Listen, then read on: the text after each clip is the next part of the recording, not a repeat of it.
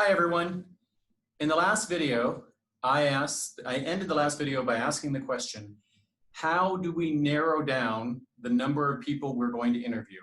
Because I said it's not realistic for us to interview 200 people. And I talked about that in the last video, and now I will summarize what we talked about.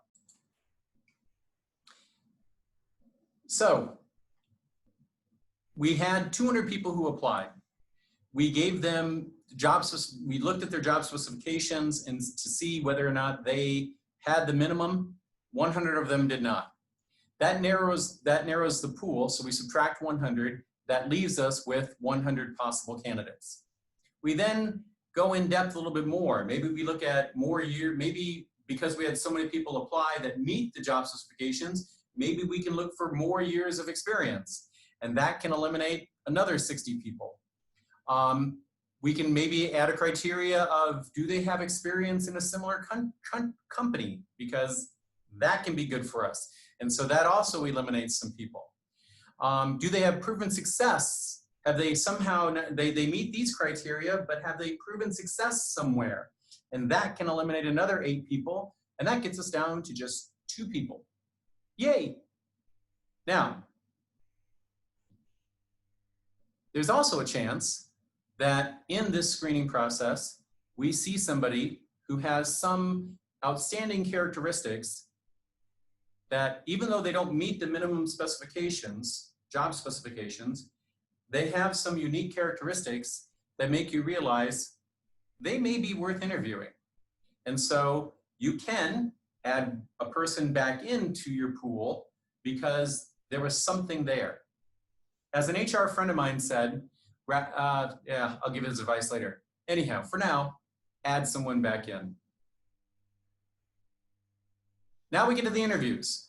When it comes to interviews, there are what are called structured interviews and unstructured interviews. I will first talk about structured interviews. In a structured interview, all the people who are being interviewed will get the exact same questions. So everyone, they have a list of questions in advance, and everybody they interview will get those questions. This is considered good because it's effective. Structured interviews work. And so if it works, yay. It is considered efficient because it can be done quickly. You have a list of 20 questions, 10 questions, whatever it is, then you ask each question and you record their answers. It's also considered fair because everyone is getting the same questions. So nobody feels like, well, why did you ask him about that, but you didn't ask me? So structured interviews are considered more fair.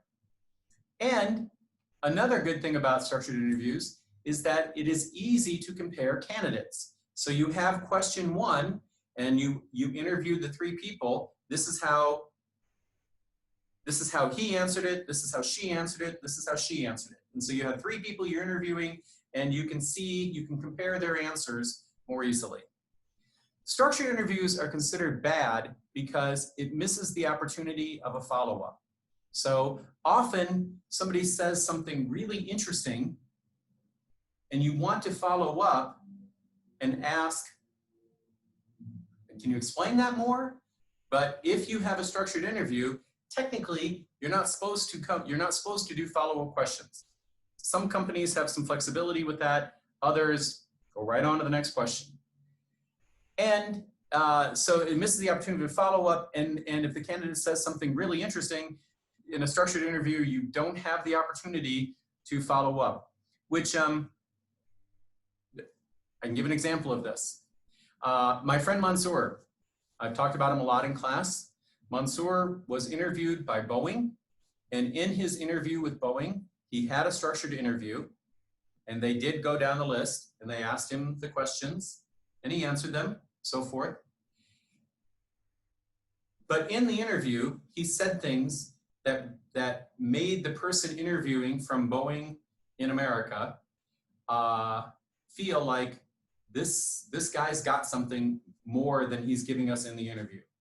And so she literally followed up and gave a phone call to him and asked him, okay, we've done all the structured interviews, you're in the pool, but I want you to tell me more about, and then she brought up the topic that she thought was interesting, and not a big surprise, Mansour received the job. So there you go. There's a structured interview that had a follow-up, and it landed the job because he was the right person for it. Now we'll talk about unstructured interviews. In an unstructured interview, you start with the list of prepared questions. So in some ways, it's kind of like a structured interview because you start with a list of prepared questions, but you allow the interview to go in different directions based on the candidate's answers. So yeah, this is considered, doing this way is considered good because if the unstructured interview is done right, it can give a better view of the candidate. Also, structured interviews are usually considered more comfortable for everyone. The negatives of structured interviews are that it's often not done right, which can lead to a lot of problems. And I won't go into all the ways it's not done right, just trust me, it's often not done right. It is possible to get sidetracked in an unstructured interview. This is, when you have a structure, go down this list, you can be more efficient, more effective. I said that above, okay? When you don't have a structure, you can get sidetracked. This is like Steve when I'm teaching in class. I get sidetracked. And part of what makes doing these videos good is that it gives me structure.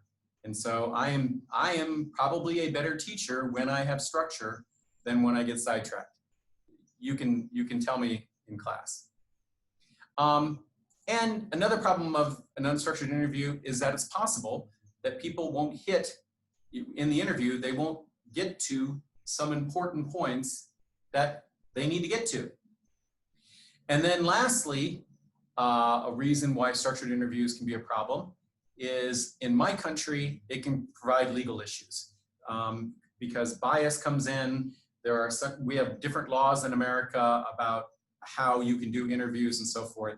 And so there are many companies in America that go with a structured interview simply because of legal reasons, okay?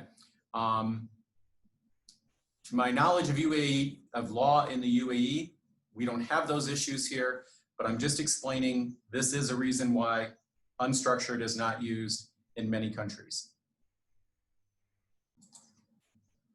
Next topic, the panel interview. A panel interview is usually when you're interviewed by 3 to 4 people. Panel interviews are typically considered to be better than individual interviews for the same reasons that groups make better decisions than individuals, okay? Panel interviews are considered better because each person perceives things differently. So when you have a group of people making a decision, there's less chance that there will be individual bias, that the group, if one person has a problem with the candidate, then hopefully the other people there see something good about that candidate. And so there's less individual bias. And as I have discussed in group decision-making, groups overall make better decisions than individuals. It's not always true, but mostly it's true. Why panel interviews are bad is that it's time-consuming.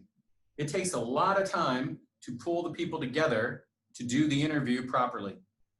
And it can be bad because the panel may intimidate the candidate. So some people are more comfortable talking to one person one-on-one, and they're not comfortable sitting in front of a row of 4 or 5 people or 3 or 4 people. It's just they're not comfortable. So that's the negatives of panel interviews. Next up, I'll have a wrap-up of selection, and I promise it will not be too long. So I appreciate your paying attention in these videos, and hopefully the rest will go as well as this one did.